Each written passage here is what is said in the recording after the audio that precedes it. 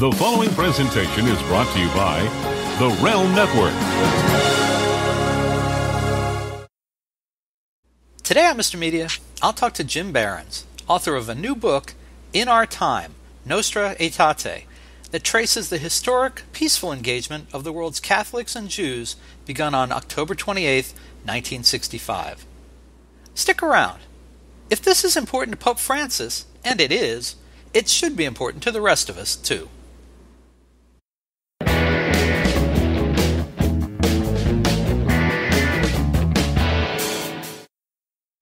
So much media, so little time. Who keeps track of it all? That would be me. This is Bob Andelman, and this is the Mr. Media Interview, brought to you today by Amazon.com. When you visit MrMedia.com and click on any of the links to purchase books, music, movies, gift certificates, or anything else through our Amazon link, you support this free video podcast. Whenever you need something else from Amazon, please consider returning to MrMedia.com to order it. It doesn't cost you any extra, and we sure appreciate the support. And don't forget, MrMedia.com has more than 1,200 celebrity audio and video interviews archived on the site. That's hundreds upon hundreds of hours free entertainment. Subscribe for free on MrMedia.com, and you'll instantly get an email every time a new interview is posted. You can also watch and subscribe to the show on YouTube, Vimeo, Dailymotion, the Realm Network, and Frequency.com.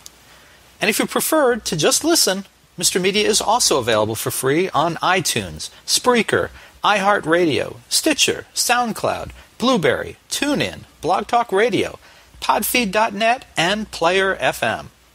You can subscribe to any of those services and never miss another episode.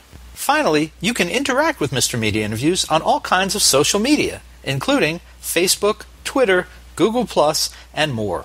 Friend or follow us, we'll friend or follow you back. Thanks for listening. Thanks for watching.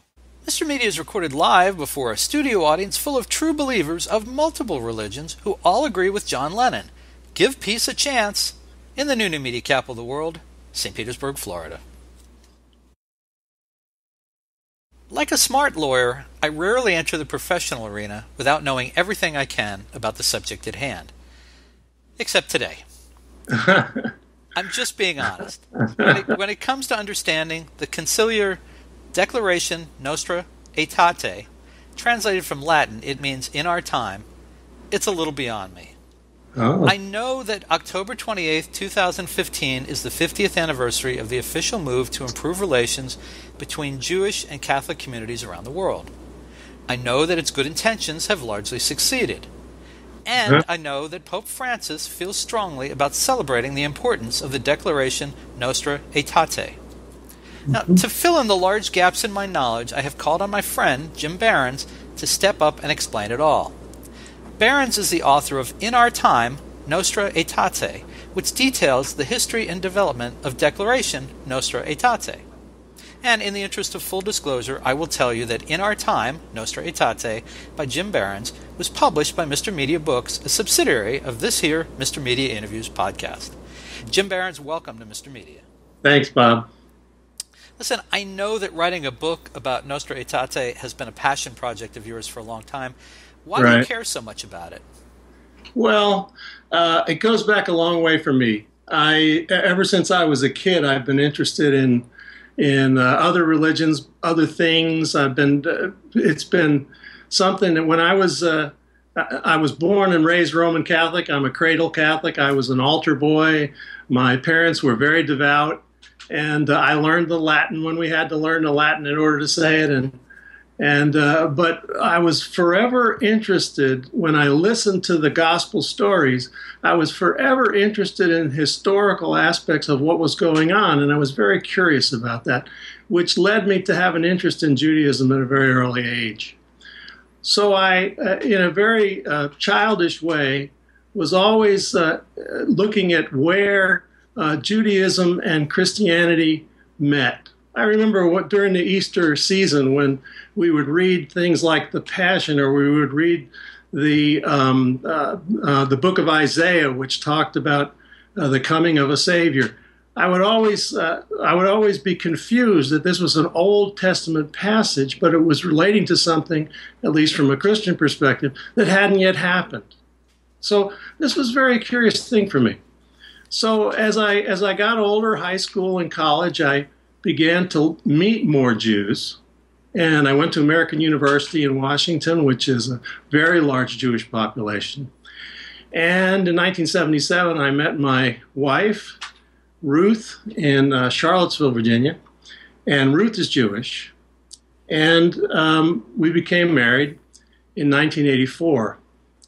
Now, at the time, we were not real observant. Neither of us was. But we felt a strong attachment to our faiths. In 1988, Ruth became pregnant. And our son, Jacob Patrick, was about to be born. We had agreed that our children would be raised Jewish. Now, all of a sudden, I was in a position where I was a Roman Catholic man having to raise a Jewish child. And that threw me for a loop. I realized I didn't know how to do that. So what I found myself doing was getting deeper and deeper into Judaism so that I could understand it, so that I could teach it to my son.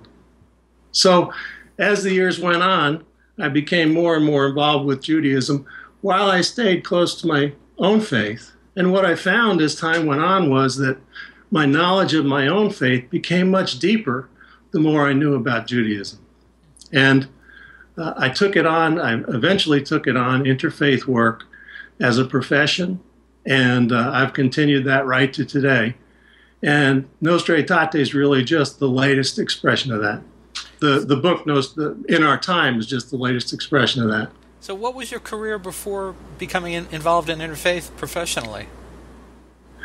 Well, I was in mostly social work kind of things, community type work.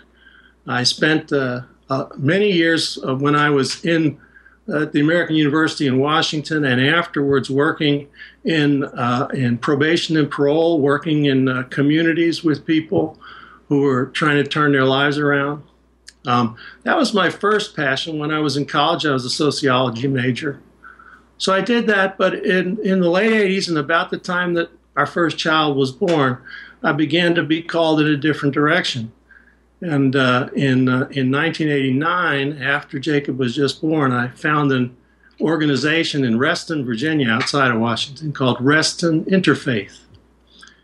And I became involved working there, and that led to me working as the director of the food bank here in St. Petersburg. And then I became a lead organizer, community organizer for a group called Congregations United for Community Action. And then I became the executive director of the Center for Catholic Jewish Studies at St. Leo University. So it all kind of has built over the years, but it all started back there when I was a kid, and I was trying to figure that out.